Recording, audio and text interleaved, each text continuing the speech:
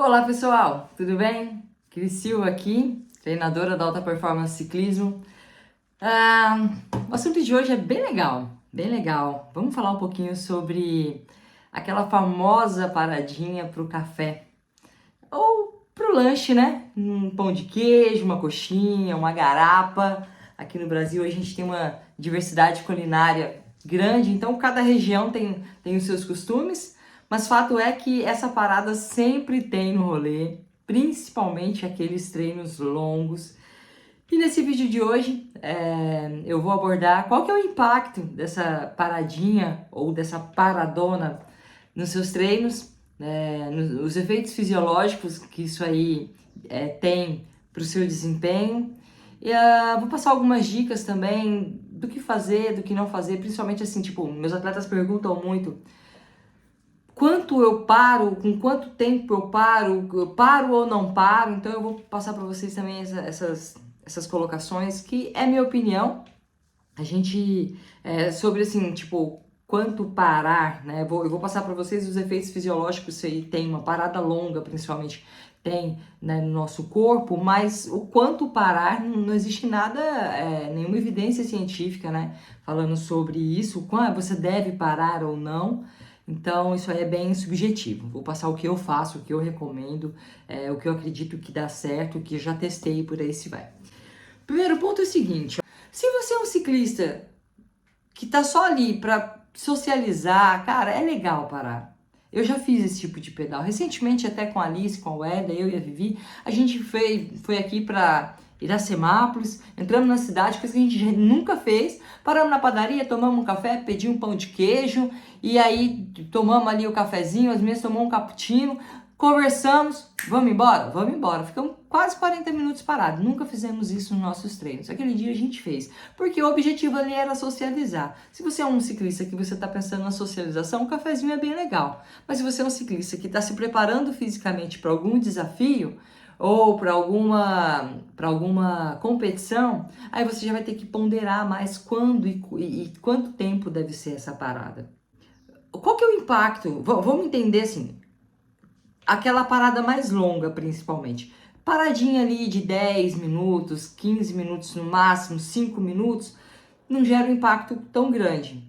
Mas às vezes eu puxo os treinos de alguns atletas para dar uma olhada e tem ali uma parada até de 1 hora. Saiu para fazer um treino de 5 horas, mas ficou parado 1 hora, 1 hora e meia, né? Às vezes faz duas paradas de 40 minutos, sabe? No meio de um treino de 5 horas.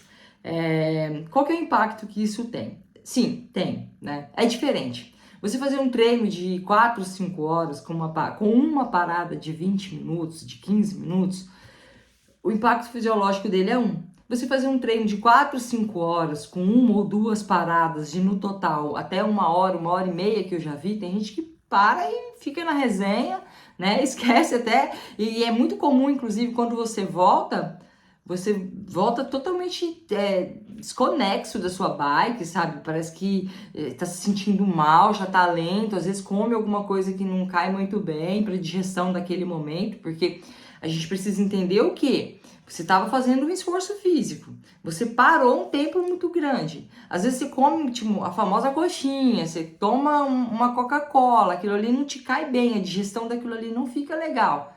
Isso aí vai te gerar um desconforto para a sequência do pedal que você está fazendo, né? Então é muito importante que vocês tomem cuidado também com o que vocês vão comer, tá? A origem daquele carboidrato que vocês estão ingerindo, né? Isso aí também tem algumas questões.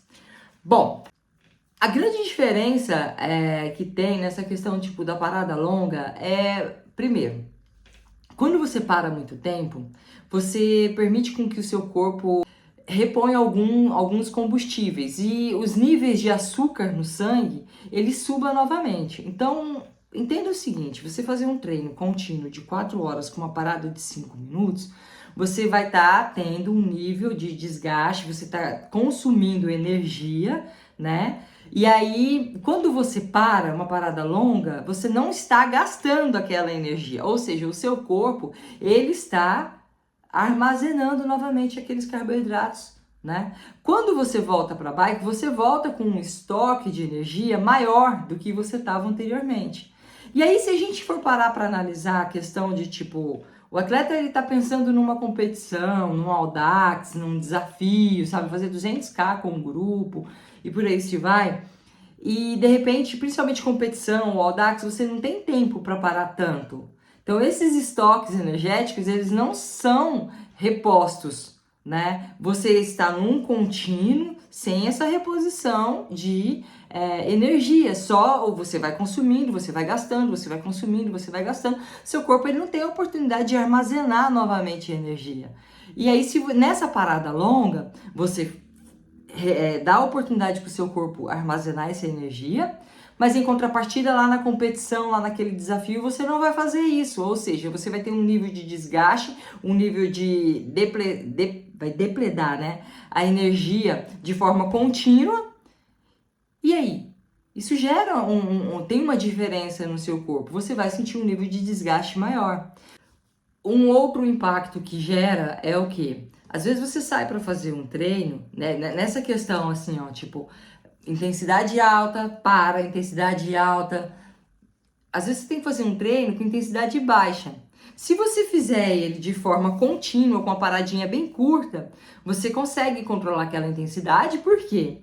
Porque você sabe que a parada é rápida, você não vai descansar nada e você já tem que voltar. E aí, quando você está numa intensidade baixa, a fonte de energia é o que? Predomina a fonte de energia da gordura.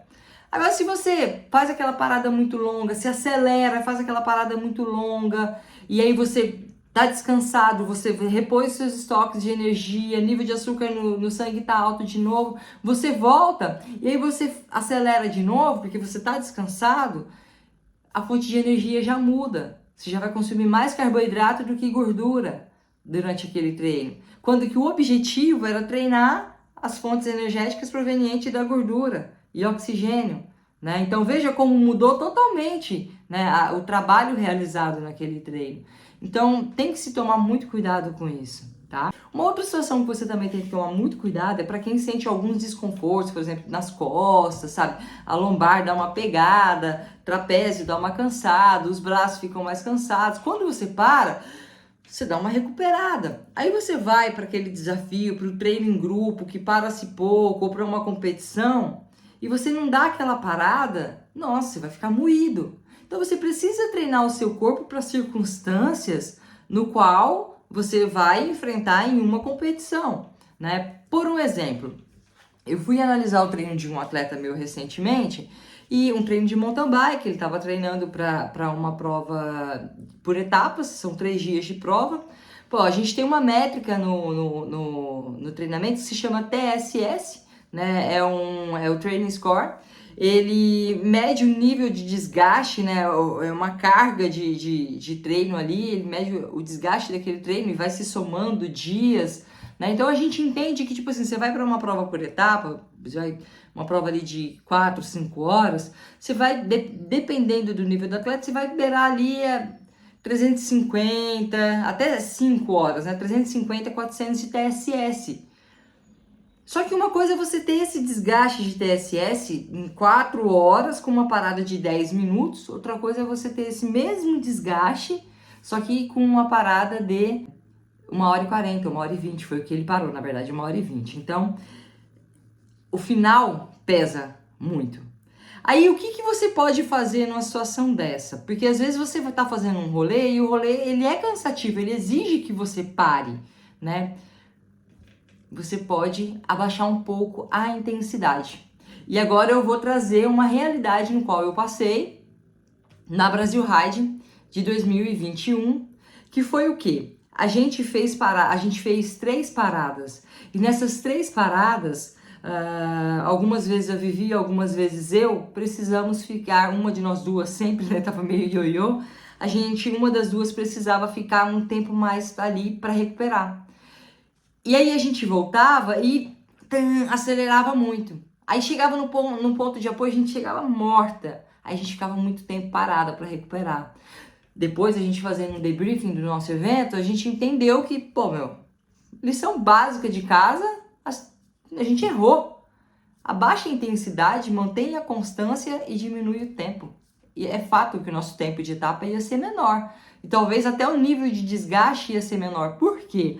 Porque a intensidade ia ser mais controlada. Outro detalhe, se numa dessa a gente diminui o tempo da etapa, a gente chega mais cedo no acampamento, a gente já começa a cuidar da recuperação para a etapa do dia seguinte mais cedo. Então, olha como que às vezes você controlar o ritmo faz com que você tenha um tempo menor, você precise parar menos tempo durante a prova ou durante o desafio, você também consegue ter um desgaste menor e você chega mais cedo no hotel, no acampamento, para você já começar a cuidar da sua recuperação para a etapa do dia seguinte. Então, essas paradas, elas têm que ser milimetricamente calculadas para não te gerar uma interferência negativa na sua preparação, caso você tenha um evento.